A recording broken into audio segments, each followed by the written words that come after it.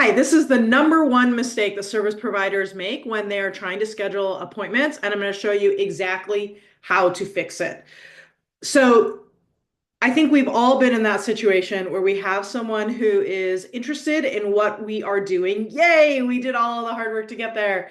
And then we're going back and forth, and we're not able to schedule a time with them, which means we can't move them through the sales process. And we are literally sitting there wondering, what on earth do I say to this person so that we can actually get an appointment? And a lot of people think that follow up is the answer to that. So if I just keep following up over and over and over and over and over again, then I'm going to get an appointment.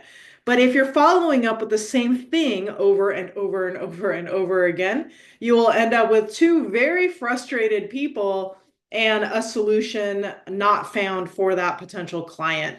So what really made me think of this past week is I got a message from one of my friends. She is one of the VPs at Sunrun Solar Company.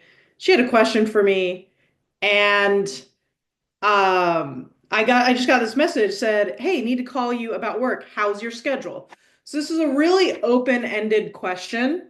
And I was like, well, I'm really busy, to be honest, right? Like all day, I have either clients or projects I'm working on. I cook dinner. I have two kids. I have to drive them to practice.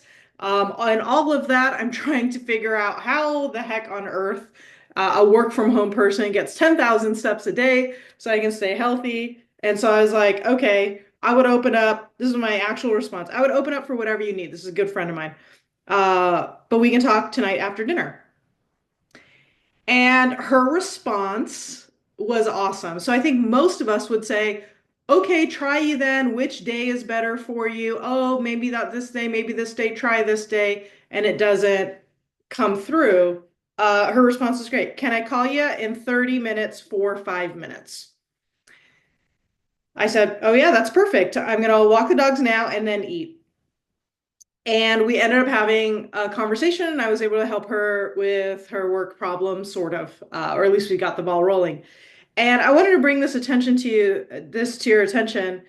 Can I call you in 30 minutes? So she basically offered a time. It was like 11 o'clock at the time. So she offered up 11:30 and for 5 minutes. So there was a time frame there. The biggest mistake that service providers make when they're scheduling appointments is they're not specific enough when it comes to how long it's going to take and offering up some times so that people could just see, do those times work for them. One of the things I learned when I was very, very young and started my direct sales business is people operate in chunks of time. So they're either busy or not busy. And a human is always going to fill up their time with stuff. So this past Saturday, I had zero plans, but I filled the whole thing with stuff and I did not complete whatever my to-do list was.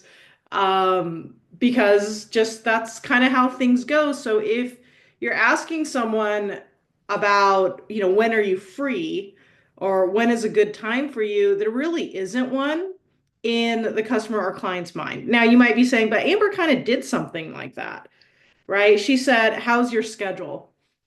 Now, the reason I think it's fine is because when I responded with basically kind of an objection or kind of putting it off, she just responded with a direct response. And so what I think Amber knows is that that was just the first question. That wasn't actually the invite. So if I was like, I'm really, really, really busy, so slammed, I think she still would have responded with, can I call you in 30 minutes for 5 minutes? And I still would have said yes. And that's the kind of discipline that we need.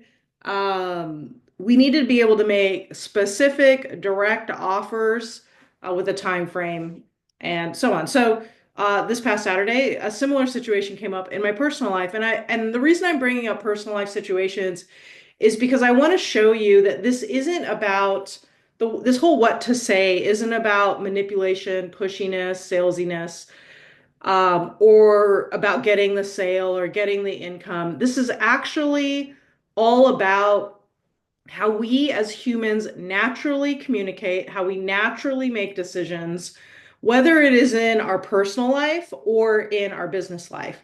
And the more we can improve our communication skills in either, right? They cross over, But by giving you personal life examples, what I'm showing is even when there isn't resistance, um, there there are roadblocks to scheduling, right?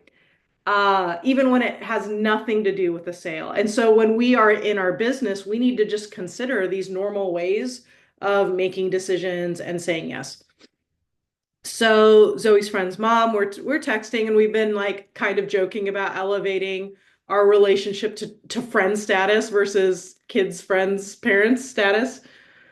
And so she sent me a message. She's like, oh, we were talking about something, and then she said, I was actually going to reach out to you, see if you wanted to have coffee this week. So this is vague.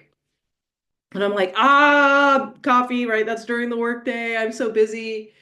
And then she said, well, I have, a chunk open on this day from this time to this time, like 1 to 3. And I was like, oh, I can't do that. I'm literally booked with clients the whole time. And then she simply responded, what about Wednesday, anytime between 1 and 3? And I was like, oh, I am actually finishing a meeting at exactly 1, and my next one isn't until 2, so I could do between 1 and 2, but we have to do the place that's literally right across the street from my house. And she's just like, done. What she did is she gave me some specific things so that I can actually make a decision.